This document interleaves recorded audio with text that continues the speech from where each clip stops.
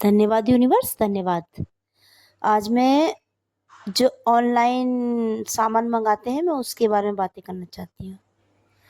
ठीक है? ऑनलाइन सामान जब मंगाना चाहिए जब हमारी पड़ोस की जो दुकानें होती हैं जो 10 बजे बंद हो जाती हैं, हम उसके बाद ऑनलाइन सामान मंगाना चाहिए क्योंकि बाकी दुकानें बंद हो जाती हैं तो वो तो हमें फिर मंगाना ही है ऑनलाइन। ठीक है? बाकी जो दिन में हमारे यहाँ परचूनी की दुकान खुलती है, हमारे जो लाला होते हैं, और तो इनसे कम से कम हम रोज का सामान लेते हैं तो कम से कम हम 200, 100, 50, 2 रुपये, 5 रुपये उधार तो कर सकते हैं।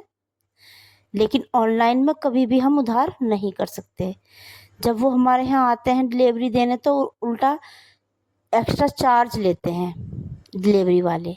बहुत बार नहीं भी लेते, लेकिन बहुत बार लेते हैं। ठीक है?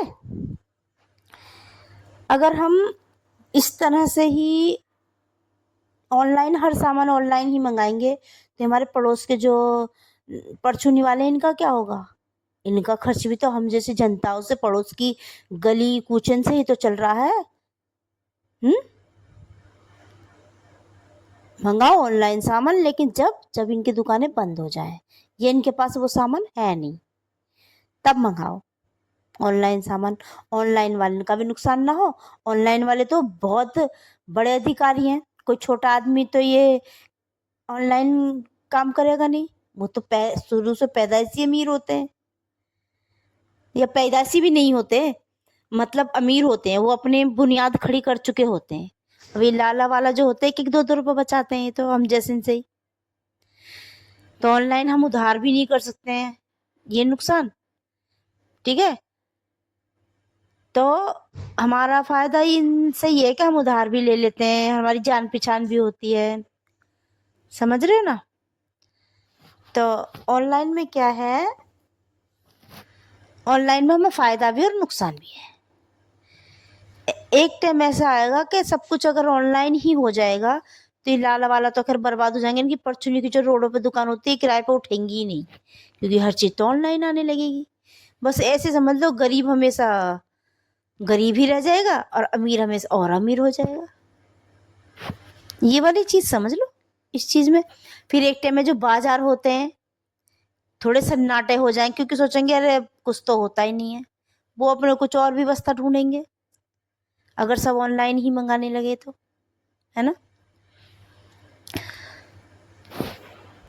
फिर क्या है, जैसे कि पहले का टाइम था ना कि बिना टीवी के लोग रहते थे तो बड़े मस्त थे। किसी के पड़ोस में कुछ सामान आता तो पड़ोस में एक दूसरे से खुशियां मनाते थे।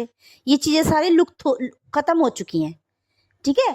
इसी तरीके से ये भी खत्म हो जाएगा अगर ऑनलाइन चलता रहा, तो ये भी खत्म हो जाएगा। हम फिर बातें करेंगे एक टाइम में परचूनी की दुकान हुआ करती थी, हम ऐसे सामान लिया करते थे। ये भी ऐसे गायब हो जाएंगे जैसे गधे से सर से सींग, अगर हम हमेशा हर चीज ऑनलाइन मंगाते रहे।